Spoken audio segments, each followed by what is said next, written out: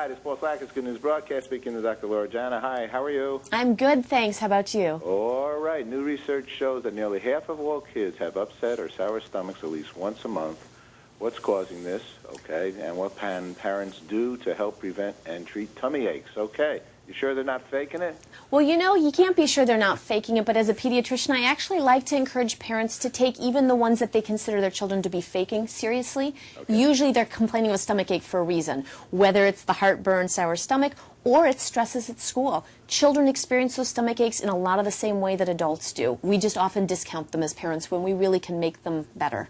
Okay, so how do you literally determine whether a child does have it? I mean, it's something, I mean, I'm only fooling. Most of the time they don't want to fake it. And how do you actually know that?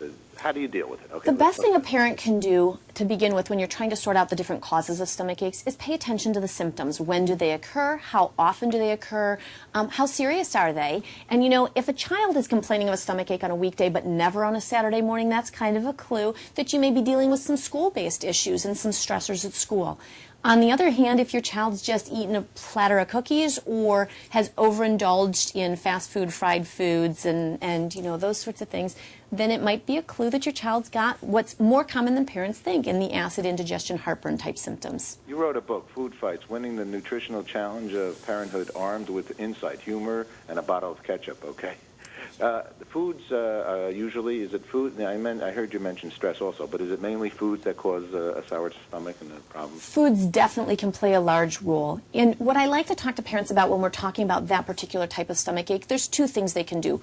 Ideally, you know, you read what we've discussed in Food Fights, 10 overarching strategies to teach children lifelong healthy eating habits. The problem with that is that doesn't help the parent whose child is now complaining of a stomach ache at Thanksgiving because they ate too much pumpkin pie, you know, they ate fried foods and now they've got heartburn.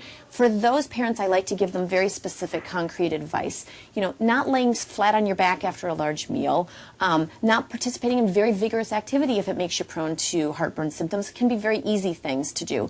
The other thing, you know, sometimes ginger ale makes a child feel better or taking a warm bath.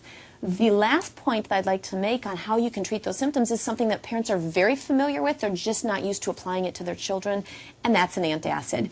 If you're dealing with the pain of acid heartburn, taking an antacid in the form of new TUMS Kids now, which is designed specifically for children, dosed for children, and safe for children, takes the burn out of the heartburn, and very quickly. And that's what most parents are looking for immediately. Then they can move on to the how do I prevent those stomach aches in the first place. Is there a website we can link over to? Absolutely. You can find all the tips we've discussed plus more on the TUMSKids.com website. TUMSKids.com You got website. it. We got it. Dr. Jana, thank you very much. Oh, my pleasure. Thank you. Bye-bye. Bye.